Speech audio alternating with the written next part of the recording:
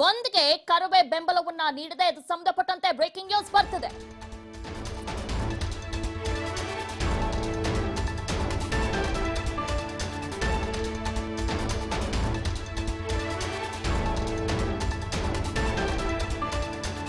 ಬಂದ್ಗೆ ಕರವೇ ಬೆಂಬಲವನ್ನ ನೀಡಿದೆ. ಶನಿವಾರ ರಾಜ್ಯಾದ್ಯಂತ ಕರವೇ ಹೋರಾಟ ಮಾಡುತ್ತೆ. ಬೆಂಗಳೂರಿನಲ್ಲಿ ಸಿಎಂ ಗೃಹ ಕಚೇರಿಗೆ ಮುತ್ತಿಗೆ ಹಾಕುತ್ತೇವೆ ಅಂತ ಹೇಳಿದೆ. ಕರವೇ ಕಾರ್ಯಕರ್ತರು ಸರ್ಕಾರಿ ಕಚೇರಿಗಳಿಗೆ ಮುತ್ತಿಗೆಯನ್ನ ಹಾಕ್ತಾರೆ. ಡಿಸೆಂಬರ್ 5ನೇ ತಾರೀಕು ಸಿಎಂ ಭಾಗವಹಿಸುವ ಎಲ್ಲಾ ಕಾರ್ಯಕ್ರಮಗಳಲ್ಲಿ ಘೋಷಣೆ ಕೂಗುತ್ತೇವೆ ಅಂತ ಹೇಳಿದ್ದಾರೆ. ಸಿಎಂ ಯಡಿಯೂರಪ್ಪ ವಾಹನ ತಡೆಗಟ್ಟುತ್ತೇವೆ ಅಂತಾನೂ ಕೂಡ ಹೇಳಿದೆ. ಟಿವಿ5ಗೆ ಕರವೇ ರಾಜ್ಯಾಧ್ಯಕ್ಷ ನಾರಾಯಣಗೌಡ ಹೇಳಿಕೆಯನ್ನ ನೀಡಿದ್ದಾರೆ. ಒಟ್ಟಾರೆ ಡಿಸೆಂಬರ್ 5ನೇ ತಾರೀಕು ನಡೆಯುವಂತ ಬಂದ್ಗೆ ಸರ್ಕಾರಕ್ಕೆ ಬಿಸಿ ಮುಟ್ಟಿಸುವಂತ ಎಲ್ಲಾ ಕೆಲಸಗಳು ಕೂಡ ನಡೆಯುತ್ತೆ ಮುಂದೆನೂ ನಡೆಯುತ್ತೆ. ಯಾಕಂದ್ರೆ ಕನ್ನಡ ಅನ್ನೋದು ಒಂದು ದಿನ ಮಾತ್ರ ಅಲ್ಲ, ಅಥವಾ ಕನ್ನಡ ರಾಜ್ಯೋತ್ಸವ ದಿನ ಮಾತ್ರ ಅಲ್ಲ, ಪ್ರತಿನಿತ್ಯವೂ ಕೂಡ ಕನ್ನಡ. ನಾವು ಇರೋದು ಕರ್ನಾಟಕದಲ್ಲಿ. ಕನ್ನಡ ನೆಲ ಜಲ ಭಾಷೆ ಅಂತ ಬಂದಾಗ ನಾವು ಹೋರಾಟ ಮಾಡ್ತೀವಿ ಅಂತ ಕನ್ನಡ ಪರ ಸಂಘಟನೆಗಳು ಹೇಳಿದ್ದಾರೆ.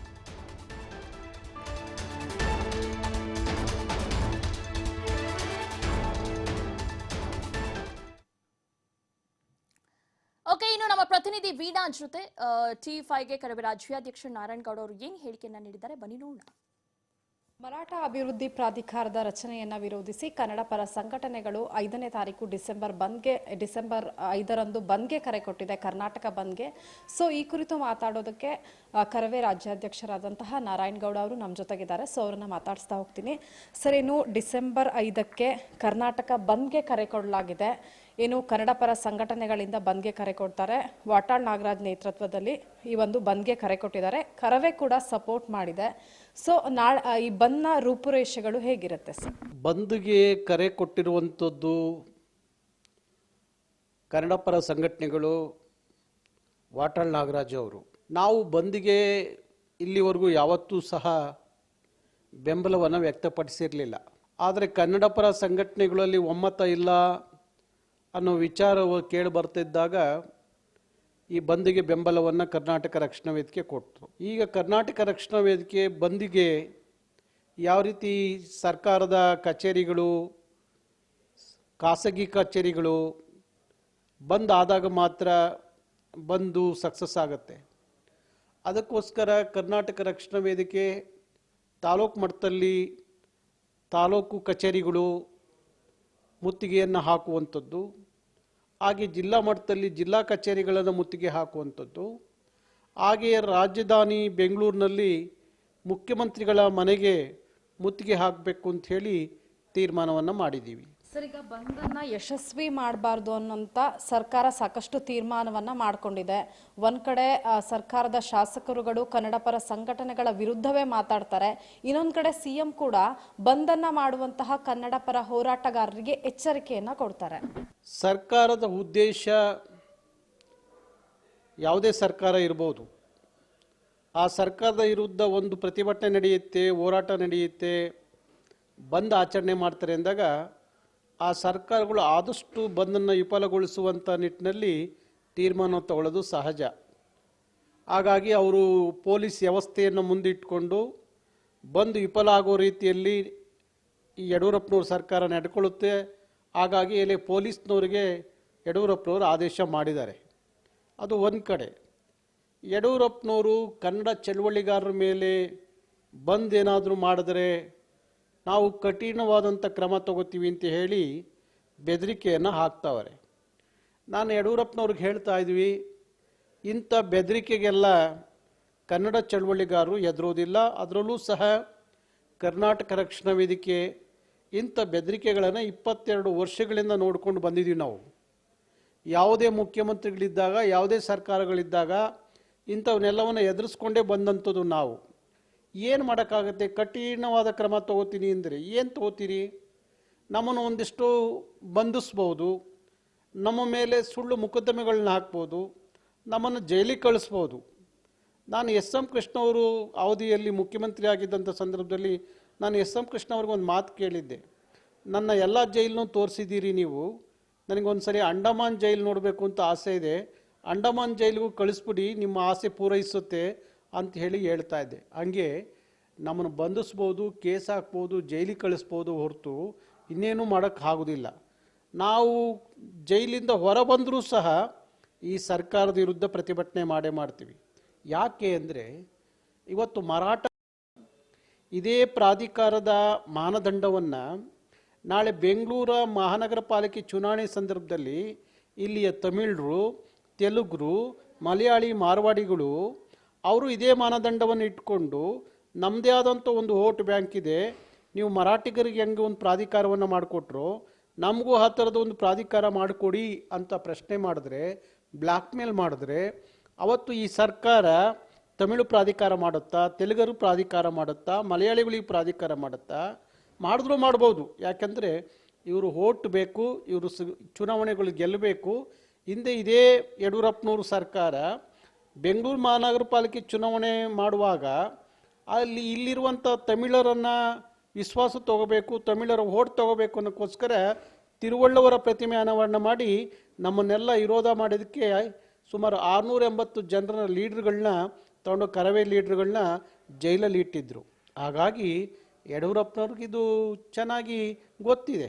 ಹಾಗಾಗಿ ಹೋರಾಟ ಚಳುವಳಿ ಮತ್ತು ಬಂದನ್ನು ವಿಫಲಗೊಳಿಸುವಂಥ ಪೊಲೀಸ್ ವ್ಯವಸ್ಥೆಯನ್ನು ಮುಂದಿಟ್ಕೊಂಡು ಮಾಡ್ತಾರೆ. ಅದನ್ನು ಎದುರಿಸುವಂಥ ಶಕ್ತಿ ನಮಗೂ ಇದೆ, ನಾವು ಎದುರಿಸ್ತೀವಿ. ಓಕೆ, ಈಗ ಸರ್ ಪ್ರತಿ ಬಾರಿ ಕರ್ನಾಟಕ ಬಂದಕ್ಕೆ ಕರೆ ಕೊಟ್ಟಾಗ ಕನ್ನಡ ಪರ ಸಂಘಟನೆಗಳಲ್ಲಿ ಎಲ್ಲೋ ಒಂದ್ ಕಡೆ ಗೊಂದಲ ಇರ್ತಿತ್ತು. ಕೆಲವರು ಸಪೋರ್ಟ್ ಅನ್ನ ಮಾಡ್ತಿದ್ರು, ಕೆಲವರು ಬೆಂಬಲವನ್ನ ವ್ಯಕ್ತಪಡಿಸ್ತಾ ಇರಲಿಲ್ಲ. ಆದ್ರೆ ಈ ಬಾರಿ ಎಲ್ಲರೂ ಕೂಡ ಒಕ್ಕೋರಲಿನಿಂದ ಬಂದ್ಗೆ ಕರೆ ಕೊಟ್ಟಿದ್ದೀರಾ. ಸೊ ಹಾಗಾಗಿ ನಿಮ್ಮನ್ನ ನಾಳೆನೇ ಏನಾದ್ರೂ ವಶಕ್ಕೆ ಪಡೆಯುವಂತಹ ಚಾನ್ಸಸ್ ಇದೆಯಾ? ಯಾಕಂದ್ರೆ ನಾಡ್ದೆ ಈಗ ಎಲ್ಲರೂ ಒಟ್ಟಾಗಿರೋದ್ರಿಂದ ಬಿಸಿ ಸರ್ಕಾರಕ್ಕೆ ತಟ್ಟುವಂತಹ ಚಾನ್ಸಸ್ ಹೆಚ್ಚಿದೆ. ಹಾಗಾಗಿ ನಾಳೆನೇ ಏನಾದ್ರೂ ನಿಮ್ಮನ್ನ ವಶಕ್ಕೆ ತೆಗೆದುಕೊಳ್ಳುವಂತಹ ಚಾನ್ಸಸ್ ಇದೆಯಾ? ನನಗೆ ಬಂದಿರೋ ಪೊಲೀಸ್ ಮಾಹಿತಿ ಪ್ರಕಾರ ನಾವು ಸರ್ಕಾರದ ಕಚೇರಿಗಳನ್ನು ಮುತ್ತಿಗೆ ಹಾಕುವಂಥದ್ದು, ಮುಖ್ಯಮಂತ್ರಿಗಳನ್ನ ಮನೆ ಮುತ್ತಿಗೆ ಹಾಕುವಂಥದ್ದು, ಖಾಸಗಿ ವ್ಯಾಪಾರಿಗಳನ್ನು ಬಂದ್ ಮಾಡಿ ಅಂತ ಹೇಳುವಂಥದ್ದಕ್ಕೆ ಹೋದರೆ ನಿಮ್ಮನ್ನು ಅಡ್ವಾನ್ಸಾಗಿ ಬಂಧಿಸಬೇಕು ಅಂತ ಹೇಳಿ ನಮ್ಮ ಹಿರಿಯ ಅಧಿಕಾರಿಗಳು ಮಾತಾಡಿದ್ದಾರೆ. ಹಾಗಾಗಿ 4ನೇ ತಾರೀಕೆ ಸಂಜೆ ಒಳಗಡೆ ನಿಮ್ಮನ್ನೆಲ್ಲ ಬಂಧಿಸುವಂಥದ್ದು ಇದೆ ಅಂತ ಹೇಳಿ ಕೆಲವು ಅಧಿಕಾರಿಗಳು ಹೇಳಿದ್ದಾರೆ. ಹಾಗಾಗಿ ನಮ್ಮನ್ನು ಹತ್ತಿಕ್ಕುವಲಿಕ್ಕೆ, ನಮ್ಮ ಹೋರಾಟವನ್ನು, ನಮ್ಮ ಚಳುವಳಿಗಳನ್ನು ಹತ್ತಿಕ್ಕಲಿಕ್ಕೋಸ್ಕರ ಯಡಿಯೂರಪ್ಪನವ್ರ ಸರ್ಕಾರ ಯಾವ ತೀರ್ಮಾನ ಬೇಕಾದ್ರೂ ತಗೊಳ್ಳುತ್ತೆ. ಯಾಕೆಂದರೆ ಅವರು ಇವತ್ತು ಒಂದೇ ಭಾಷೆ, ಒಂದೇ ಸಂಸ್ಕೃತಿ, ಒಂದೇ ಭಾಷೆ, ಒಂದೇ ದೇಶ ಅಂತ, ಒಂದೇ ಭಾಷೆ, ಒಂದೇ ಚುನಾವಣೆ, ಇಂಥವೆಲ್ಲ ಉಪದೇಶಗಳನ್ನ ಪ್ರಾದೇಶಿಕ ರಾಜ್ಯಗಳ ಮೇಲೆ ಮಾಡಲಿಕ್ಕೆ ಹೊರಟಿರುವಾಗ ಅವರಿಗೆ ಎಲ್ಲರನ್ನು ಓಲೈಸುವಂಥ ಗುಣ ಇರೋದರಿಂದ, ಓಲೈಸಲಿಕ್ಕೆ ಎಲ್ಲ ಭಾಷಿಕರನ್ನ ಓಲೈಸಿ ಚುನಾವಣೆ ಗೆಲ್ಲಬೇಕು ಅನ್ನುವ ಗುಣ ಇರೋದರಿಂದ ಅವರು ಇಂಥ ಕೆಲಸವನ್ನು ಮಾಡ್ತಾರೆ. ಹಾಗಾಗಿ ಎಲ್ಲ ಹೋರಾಟಗಾರರನ್ನು ಅಡ್ವಾನ್ಸ್ ಆಗಿ ಬಂಧಿಸುವಂಥ ನಿರ್ಧಾರ ಮಾಡಿದ್ದಾರೆ ಅಂತ ಗೊತ್ತಾಗಿದೆ. ಬಂಧಿಸ್ಲಿ, ಚಿಂತೆ ಇಲ್ಲ. ನಾವ್ಯಾರು ಊರು ಬಿಟ್ಟು ಹೋಗೋದಿಲ್ಲ, ನಾವ್ಯಾರು ಬೆಂಗಳೂರು ಬಿಟ್ಟು ಹೋಗೋದಿಲ್ಲ, ಬೆಂಗಳೂರಲ್ಲೇ ಇರ್ತೀವಿ. ಅವರು ಬಂಧಿಸಿರು ಅಷ್ಟೇ, ನಮ್ಮನ್ನು ಜೈಲಿಗೆ ಕಳಿಸಿರು ಅಷ್ಟೇ, ಎದುರೋದಿಲ್ಲ. ಯಾರಿಗೂ ಹೆದರುವಂಥ ಪ್ರಶ್ನೆ ಇಲ್ಲ. ನಾವು ಎದುರಿಸೋರು, ಹೋರಾಟಗಾರರು ಎದುರಿಸ್ತೀವಿ ಹೊರತು ಎದುರೋರಲ್ಲ ಅನ್ನೋದನ್ನ ಯಡಿಯೂರಪ್ಪನವ್ರ ಸರ್ಕಾರಕ್ಕೆ ಹೇಳಕ್ಕೆ ಇಷ್ಟಪಡ್ತೀನಿ. ಸರ್, ಈಗ ಮತ್ತೆ ಬಿಜೆಪಿ ಶಾಸಕ ಯತ್ನಾಳ್ ಅವರು ಎಲ್ಲ ಒಂದ್ ಕಡೆ ಕನ್ನಡ ಪರ ಸಂಘಟನೆಯ ಹೋರಾಟಗಾರನ ರೋಲ್ ಕಾಲ್ ಅಂತ ಹೇಳ್ತಾ ಇದ್ದಾರೆ. ಇದೆಲ್ಲ ವ್ಯವಸ್ಥಿತ ಹುನ್ನಾರನ್ನ ಸರ್? ಅಂದ್ರೆ ನಾಲಿಗೆ ಹರಿಬಿಡ್ತಾ ಇದ್ದಾರೆ ಹೋರಾಟಗಾರರ ಬಗ್ಗೆನೆ. ಅವರೊಬ್ಬರೇ ಅಂತಲ್ಲ, ಬಿಜೆಪಿ ಅನೇಕ ನಾಯಕರು ಕೂಡ. ರೋಲ್ ಕಾಲ್ ಅನ್ನೋ ಪದ ಎಲ್ಲಿಂದ ಹುಟ್ಕೊಂತು ಅನ್ನೋದಾದರೆ, ರೋಲ್ ಕಾಲ್ ಅನ್ನುವ ಸಂಸ್ಕೃತಿ ಯಾರಿಂದ ಬಂತು ಅನ್ನೋದಾದರೆ ಇಂದಿನ BJP ಸರ್ಕಾರವನ್ನೇ ಪ್ರಶ್ನೆ ಮಾಡಬೇಕು. ಸನ್ಮಾನ್ಯ ಯಡಿಯೂರಪ್ಪ ಮುಖ್ಯಮಂತ್ರಿಗಳಾಗಿದ್ದಂಥ ಸಂದರ್ಭದಲ್ಲಿ ಯಾರ್ಯಾರು ಜೈಲಿಗೆ ಹೋದರು, ಯಾರ್ಯಾರು ಎಷ್ಟೆಷ್ಟು ಮಟ್ಟಕ್ಕೆ ರೋಲ್ ಕಾಲ್ ಮಾಡಿದ್ರು, ಅದು ಆ ಕಾರಣಕ್ಕಾಗಿ ಯಾರ್ಯಾರು ಜೈಲು ವಾಸ ಅನುಭವಿಸಿ ಬಂದರು ಅನ್ನೋದು ನಮಗೆಲ್ಲ ಗೊತ್ತಿದೆ, ಸಮಾಜಕ್ಕೂ ಗೊತ್ತಿದೆ. ಹಾಗಾಗಿ ಅದು ಆ ಸಂಸ್ಕೃತಿ, ಆ ರೋಲ್ ಕಾಲ್ ಅನ್ನೋ ಸಂಸ್ಕೃತಿ ಅದು ಅವರಿಗೆ ಹತ್ತಿರವಾಗಿರುವಂಥ ವಿಚಾರ. ಹಾಗಾಗಿ ಆ BJP ಶಾಸಕನ ಬಾಯಲ್ಲಿ ಆ ರೋಲ್ ಕಾಲ್ ಅನ್ನೋ ಪದ ಬರುತ್ತೆ. ಹಾಗಾಗಿ ಅವರೆಲ್ಲ ಅದನ್ನು ಮಾಡಿಕೊಂಡೇ ಇವತ್ತು ಈ ಮಟ್ಟಕ್ಕೆ ಬೆಳೆದಿರೋದು, ರೋಲ್ ಕಾಲ್ ಮಾಡಿಕೊಂಡೇ ಬೆಳೆದಿದ್ದಾರೆ ಅನಿಸುತ್ತೆ. ಹಾಗಾಗಿ ರೋಲ್ ಕಾಲ್ ಅನ್ನೋ ಸಂಸ್ಕೃತಿಯಿಂದ ಬಂದಂಥ ಶಾಸಕ, ಅದು ಯತ್ನಾಳ್ ಇರ್ಬೋದು, ಇನ್ನೊಬ್ಬ ಇರ್ಬೋದು, ಮಾತಾಡ್ತಾರೆ ಅಂದರೆ ಅದು ಅವ್ರಿಗೆ ಅನ್ವಯಿಸುತ್ತೆ ಹೊರತು ಕನ್ನಡ ಚಳುವಳಿಗಾರಿಗೆ ಅನ್ವಯಿಸೋದಿಲ್ಲ. ಇದು ಅವರ ಅಜೆಂಡಾ. ಅದು ಬಿ ಜೆ ಪಿ ಪಕ್ಷದ ಅಜೆಂಡಾ ಅಂತ ಅನಿಸುತ್ತೆ. ಬಿ ಜೆ ಪಿ ಪಕ್ಷ ಇಂಥ ಯತ್ನಾಳುಗಳಿಂದ ಏಳಿಸುವಂಥ ಪ್ರಯತ್ನ ಮಾಡ್ತಾ ಇದ್ದಾರೆ. ಹಾಗಾಗಿ ಇಂಥ ಬೆದರಿಕೆಗೆಲ್ಲ ನಾವು ಎದುರೋರಲ್ಲ. ಗೊತ್ತು ರೋಲ್ ಕಲ್ ಮಾಡಿದ್ದು ಏನೇನು ಆದರೂ, ಯಾವ್ಯಾವ ಜೈಲಿಗೆ ಹೋಗಿದ್ರು, ಯಾರ್ಯಾರು ಹೋಗಿದ್ರು ಅನ್ನೋದು ಈ ನಾಡಿನ ಜನರಿಗೆ ಗೊತ್ತಿದೆ. ಹಾಗಾಗಿ ಅವ್ರಿಗೆ ಅನ್ವಯಿಸುತ್ತದು. ಸರ್, ಈಗ ನಾವು ಕನ್ನಡಿಗರು, ಕರ್ನಾಟಕದವರು ಅನ್ನುವಂತಹ ಭಾವನೆ ಪ್ರತಿಯೊಬ್ಬರಿಗೂ ಇರಬೇಕು. ಆದರೆ ಇತ್ತೀಚೆಗೆ ಏನು ಜಾತಿ ನಿಗಮಗಳ ರಚನೆ ಆಗ್ತಾ ಇದೆ, ಅದಕ್ಕೊಂದಿಷ್ಟು ಕೋಟಿ ಕೋಟಿ ಹಣಗಳನ್ನ ಕೊಡ್ತಾ ಇದ್ದಾರೆ. ಮುಂದೊಂದಿನ ಜಾತಿಯ ಹೆಸರಲ್ಲೇ ಕಚ್ಚಾಟಗಳು ಶುರುವಾಗ್ಬೋದಲ್ವಾ? ಜೊತೆಗೆ ಬಜೆಟ್ ಅನ್ನ ಮಂಡನೆ ಮಾಡುವಂತಹ ಸಂದರ್ಭದಲ್ಲೂ ಕೂಡ ಈ ಅಭಿವೃದ್ಧಿ ಅನ್ನೋದಕ್ಕಿಂತ ಜಾತಿ ನಿಗಮಗಳಿಗೆ ಇಷ್ಟು ಅಂತ ಇಡುವಂತಹ ಪರಿಸ್ಥಿತಿ ಕೂಡ ಬರಬಹುದು. ಇವತ್ತು ನಾಡನ್ನು, ದೇಶವನ್ನು ಧರ್ಮದ ಹೆಸರಿನಲ್ಲಿ ಒಡೆದಾಳಿದ್ದುಂಟು, ಧರ್ಮದ ಹೆಸರಿನಲ್ಲಿ ರಾಜಕಾರಣ ಮಾಡಿದ್ದುಂಟು. ಈಗ ಜಾತಿಗಳ ಮಧ್ಯದಲ್ಲಿ ವಿಷಬೀಜವನ್ನು ಬಿತ್ತುವಂಥ ಕೆಲಸವನ್ನು ಮಾಡಲಿಕ್ಕೆ ಹೊರಟಿದ್ದಾರೆ. ಯಾವುದೇ ಒಂದು ಚುನಾವಣೆ, ಯಾವುದೇ ಒಂದು ಸರ್ಕಾರ, ಯಾವುದೇ ಒಂದು ಜಾತಿಯಿಂದ ಗೆಲ್ಲಕ್ಕಾಗಲಿ, ಅಧಿಕಾರಕ್ಕೆ ಬರಲಿಕ್ಕಾಗಲಿ ಸಾಧ್ಯ ಇಲ್ಲ ಅನ್ನೋ ಅರಿವು ಇರುವುದಾದರೆ ಎಲ್ಲ ಜಾತಿಗಳಿಗೂ ಸಹ ಇಂಥ ಪ್ರಾಧಿಕಾರವನ್ನು ಮಾಡಬೇಕಾಗತ್ತೆ. ಹಾಗಾಗಿ ಸಮುದಾಯಕ್ಕೊಂದು ಪ್ರಾಧಿಕಾರವನ್ನು ಮಾಡೋದಾದರೆ ನಾಳೆ ಎಲ್ಲ ಸಮುದಾಯದಲ್ಲೂ ಬಡವರಿದ್ದಾರೆ. ಯಾವ ಸಮುದಾಯದಲ್ಲಿ ಬಡವರಿಲ್ಲ ಅನ್ನೋಂಗಿಲ್ಲ, ಎಲ್ಲ ಸಮುದಾಯದಲ್ಲೂ ಬಡವರಿದ್ದಾರೆ. ಎಲ್ಲರಿಗೂ ಪ್ರಾಧಿಕಾರ ಮಾಡಬೇಕಾಗತ್ತೆ. ಆಗ ಎಷ್ಟು ಕೆಟ್ಟ ಜಾತಿ ವಿಷ ಬೀಜವನ್ನು ಬಿತ್ತುವಂಥ ಕೆಲಸವನ್ನು ಮಾಡ್ತಾ ಇದ್ದಾರೆ ಅನ್ನೋದಕ್ಕೆ ಇದೊಂದು ಉದಾಹರಣೆ. ಇವತ್ತು ವೀರಶೈವರಿಗೆ ಪ್ರಾಧಿಕಾರವನ್ನು ಮಾಡಿದ್ದೀರಿ, ನಾಳೆ ಒಕ್ಕಲಿಗರು ಕೇಳ್ತಾರೆ, ಕುರುಬರು ಕೇಳ್ತಾರೆ, ಇನ್ಯಾವುದೋ ಜಾತಿಗಳು ಕೇಳ್ತವೆ. ಎಲ್ಲರಿಗೂ ಮಾಡ್ತಾ ಹೋದರೆ ಕರ್ನಾಟಕ ಸ್ಥಿತಿ, ಇವತ್ತು ಆರ್ಥಿಕ ಪರಿಸ್ಥಿತಿ, ಕರ್ನಾಟಕದ ಸರ್ಕಾರದಲ್ಲಿ ಸಂಬಳ ಕೊಡೋಕ್ಕೆ ದುಡ್ಡಿಲ್ಲ. ನೌಕರಿ ಮಾಡಿದಂಥವರಿಗೆ KSRTC, BTS ಮತ್ತು ಬೇರೆ ಬೇರೆ ನೌಕರಿ ಮಾಡಿದಂಥವರಿಗೆ 2 ತಿಂಗಳು 3 ತಿಂಗಳು ಸಂಬಳ ಕೊಡೋಕ್ಕೆ ಆಗದೇ ಇರುವಂಥ ಸರ್ಕಾರ ಇವತ್ತು ನೆರೆ ಹಾವಳಿಯಿಂದ ಉತ್ತರ ಕರ್ನಾಟಕದಲ್ಲಿ ನೊಂದು ಬೆಂದು ಹೋಗಿರುವಂಥ ಸಮಾಜ ಆ ಕಡೆ ಕಣ್ಣೀರಲ್ಲಿ ಕೈ ತೊಳಿತಾ ಇದೆ. ಅವರಿಗೆ ಇವತ್ತು 25,000 ಕೋಟಿ ನಷ್ಟ ಆಗಿದೆ ಅಂತ ಹೇಳಿ ಅಂದಾಜು ಮಾಡಿದ್ದಾರೆ. 10,000 ಕೋಟಿಯನ್ನು ಕೇಂದ್ರದಿಂದ ಕೇಳಿದ್ದಾರೆ. ಕೇಂದ್ರ ಬರೀ 577 ಕೋಟಿ ಕೊಟ್ಟಿದೆ. ಹೀಗಿರುವಾಗ ನೆರೆ ಹಾವಳಿಯಲ್ಲಿ ನೊಂದಂಥ ಜನ, ಅವ್ರ ಕಷ್ಟಕ್ಕೆ ಆಗದೇ ಇಲ್ಲದಂಥ ಸರ್ಕಾರ ಜಾತಿಗೊಂದು ಪ್ರಾಧಿಕಾರ ಮಾಡಿಕೊಂಡು ಆ ದುಡ್ಡನ್ನ ಅಲ್ಲಿ ಹಾಕೋದು ಬದಲಿಗೆ ಆ ನೆರೆ ಹಾವಳಿಯಲ್ಲಿ ನೊಂದಂಥ ಬೆಂದಂಥ ಜನರಿಗೆ ಕೊಟ್ಟರೆ ಆ ಜನ ಬದುಕನ್ನು ಕಟ್ಕೋತಾರೆ. ಅಷ್ಟು ಸಾಮಾನ್ಯ ಅರಿವಿಲ್ಲದೆ ಜಾತಿಗೊಂದೊಂದು ಪ್ರಾಧಿಕಾರ ಮಾಡಲಿಕ್ಕೆ ಹೋದರೆ ಸರ್ಕಾರ, ಜನರ ಶಾಪ ಸರ್ಕಾರದ ಮೇಲೆ ಎಷ್ಟು ಮಟ್ಟಿಗೆ ತಟ್ಟಬೇಕೋ ತಟ್ಟುತ್ತೆ. ಹಾಗಾಗಿ ಈ ಸರ್ಕಾರ ಭಾರಿ ದಿವಸ ಉಳಿಯಲ್ಲ. ಓಕೆ ಸರ್, ಈಗ ಬಂದ್ ಬಳಿಕ ತಮ್ಮ ಹೋರಾಟ ಹೇಗಿರುತ್ತೆ? ಯಾಕಂದ್ರೆ ಬಂದ್ ಅನ್ನುವಂಥದ್ದು ಈಗ ಅದ್ರ ಜೊತೆಗೆ ಪರ್ಯಾಯ ಮಾರ್ಗಗಳು ಕೂಡ ಇದೆ. ಸೊ ಆದ್ರೆ ಬಂದ್ಗೆ ಆಲ್ರೆಡಿ ಕರೆ ಕೊಟ್ಟಿದ್ದೀರಾ, ಆ ಬಳಿಕದ ಹೋರಾಟ ಹೇಗಿರುತ್ತೆ? ನಾನು ಕೇವಲ 5ನೇ ತಾರೀಕು ಬಂದಿಗೆ ಸೀಮಿತವಾಗಿಲ್ಲ. ಬಂದು ಅದು ಆಗುತ್ತೋ ಬಿಡುತ್ತೋ ಅದು ಬೇರೆ ಪ್ರಶ್ನೆ.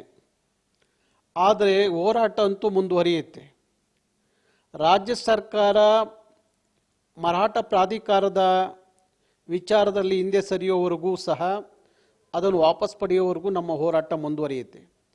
ಆ ಸಂದರ್ಭದಲ್ಲಿ ನಮ್ಮ ಹೋರಾಟ, ನಮ್ಮ ಕಾರ್ಯಕರ್ತರಿಗೆ ನಾವು ಕರೆ ಕೊಟ್ಟಂಥದ್ದು, ಮುಖ್ಯಮಂತ್ರಿಗಳು ಯಾವುದೇ ಕಾರ್ಯಕ್ರಮಕ್ಕೆ ಬಂದಾಗ ಅಲ್ಲಿ ಘೋಷಣೆಗಳನ್ನು ಕೂಗುವಂಥದ್ದು, ಕಪ್ಪು ಬಾವುಟವನ್ನು ಪ್ರದರ್ಶನ ಮಾಡುವಂಥದ್ದು, ಸರ್ಕಾರಕ್ಕೆ ಮುಜುಗರ ತರುವಂಥ ರೀತಿಯಲ್ಲಿ ನಡ್ಕೋಬೇಕು ಅಂತ ತೀರ್ಮಾನ ಮಾಡಿದ್ದೀವಿ.